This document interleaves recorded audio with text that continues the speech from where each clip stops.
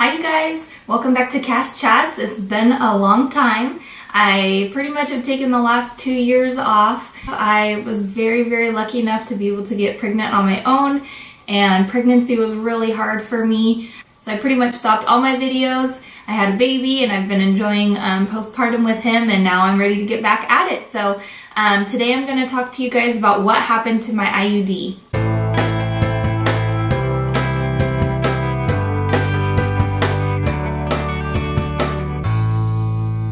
So I ended up having my IUD for a little bit over 2 years. It definitely wasn't a treatment that ended up taking all of my pain away. I still was having pretty mild to major cramping with my IUD on any given day. I did have a lot of hormonal adjustments to the IUD like I've talked about in my previous videos, and I'll have those linked down below if you guys want to check those out. The IUD did bring my pain level down. I would say without the IUD, the uterine cramping that I was experiencing was like a 7 out of 10 on any given day. I would say the IUD did bring my pain down to a 4 to 7 out of 10. So I did see some improvement, but I still was having quite a bit of cramping with the IUD. So because the pain was still so bothersome, I did end up taking gabapentin in addition to having my IUD. My doctor did recommend taking gabapentin. So gabapentin is actually a medication that is an anticonvulsant, but it can be really effective for nerve pain. So before I was ready to have kids, I decided to try that in addition to the IUD.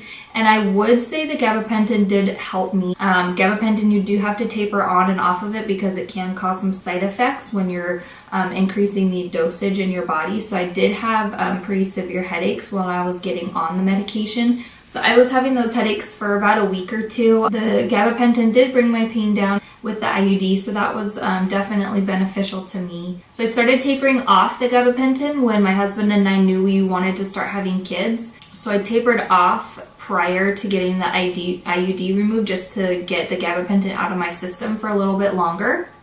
And then when I went into my OB's office to get my IUD removed, they couldn't remove the IUD in the office. They didn't know exactly why, but they tried pretty much everything. They tried almost for an hour to get it out, and they just could not get it out, and it was starting to cause me a lot of pain. So they scheduled a surgery for them to go in and just dilate me and be able to remove it that way. It wasn't really a big procedure or anything like that.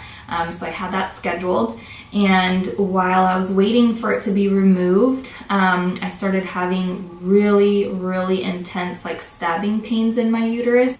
I could feel the arms of the Mirena IUD kind of poking into my uterus, and it was really painful. The pain started causing a lot of nausea and vomiting. I wasn't able to keep any food down, and so I called my doctor. She got me into the office right away to check me out, and they decided to admit me and do the surgery as soon as possible. So they admitted me into the hospital, and I got fluids and pain medications overnight, and then they were able to do the procedure the next day. And so what had happened with my IUD, the Mirena IUD is kind of like a T in your uterus when it sits correctly, and mine actually moved and flipped over to the side, so that's why they couldn't remove it as normally they can in that office. So mine had moved to the side, and that's why I was feeling those arms kind of poking and prodding in my uterus. So that is what happened to my IUD. They were able to remove it successfully. There was no complications or no problems during the procedure, so that was really great. And when I went home, I barely had any pain. I took Motrin and Tylenol maybe for a day, but that was it. So after the IUD was removed, I wouldn't say hormonally I was affected that much. My period did return about a month after I got the IUD removed. It wasn't that as horrible as it has been in the past without the IUD, so that was really good. But it had been a while. It'd been 2 years since I'd had a period without any kind of birth control.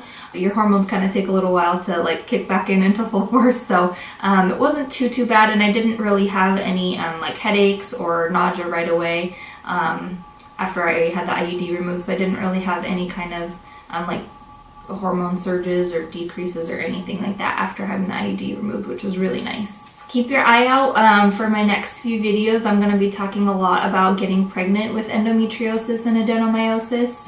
I was very lucky to get pregnant completely naturally on my own, and there were a few methods I used to be able to get pregnant and just track my cycle after the IUD was removed and everything like that. So keep your eyes out for those videos. I'll also be talking about my pregnancy and different things I experienced having a history of endo and adeno with being pregnant. So definitely look out for those videos, and I will see you guys later. Thanks for following. Bye.